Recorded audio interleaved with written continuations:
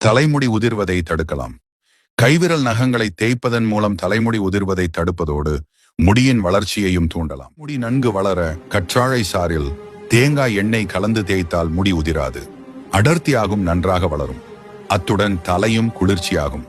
ஜூஸை தலையில் தடவி அரை மணி நேரம் கழித்து குளித்தால் வெயிலினால் தலையில் உருவாகும் சிறுகட்டிகள் மறையும். முந்திரியில் அதிக அளவு புரதம் உள்ளது.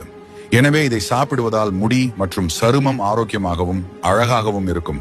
பிறகு கற்றாழை செடியிலிருந்து எடுக்கப்பட்ட ஜெல்லை பூசுவதால் உடல் சூட்டால் பாதிக்கப்பட்டிருக்கும் திசுக்களுக்கு உடனடி நிவாரணம் கிடைக்கும். முடி உதிர்வு அதிகமாக இருக்கக்கூடிய பெண்கள் தினமும் ஒரு எள்ளுருண்டையை சாப்பிட்டு வர முடி உதிர்வு குறையும். சூட்டினால் முடி உதிர்தல் நீங்க கற்றாழையின் சதை பகுதி 4 டீஸ்பூன், பெரிய நெல்லிக்காய் சாறு 4 டீஸ்பூன் எடுத்து தலையில் தடவி 15 நிமிடம் கழித்து குளிர்ந்த நீரில் குளித்தால் உடல் சூட்டினால் ஏற்படும் முடி கொட்டுதல் பிரச்சனை நீங்கி தலைமுடி பளபளப்பாக இருக்கும். வெள்ளரிச்சாறு, சந்தனப்பொடி, கடலை மாவு ஆகிய 3ஐயும் சமளவு கலந்து முகம், கை, கால்களுக்கு தினமும் போட்டு வந்தால் முகம் பிரகாசமாக இருக்கும். அவுரி பொடியை மருதாணி இலையுடன் சேர்த்து அரைத்து தலையில் தடவி அரை மணி நேரம் கழித்து குளித்தால் முடி கருமை நிறத்தில் மாறும். எலுமிச்சம்பழத்தில் உள்ள விட்டமின் சி காரணமாக தலைமுடி பலமாகவும் பொலிவாகவும் மாறும். எலுமிச்சம் பழச்சாறு குடிப்பதால் உடலில் உள்ள நச்சுப் பொருட்கள் வெளியேறி உடல் நலம் காக்கப்படுகிறது.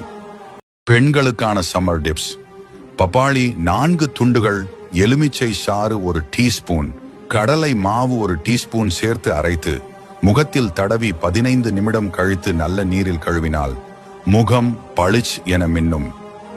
கோடை காலத்தில் ஏற்படும் வெப்பத்திற்கு வெட்டி வேரை நீரில் ஊற வைத்து வடிகட்டி தர்பூசணி பழத்தை துண்டாக நறுக்கி போட்டு ஒரு முழு எலுமிச்சம் பழத்தை அதில் பிழிந்து அவற்றை அருந்தி வரலாம்.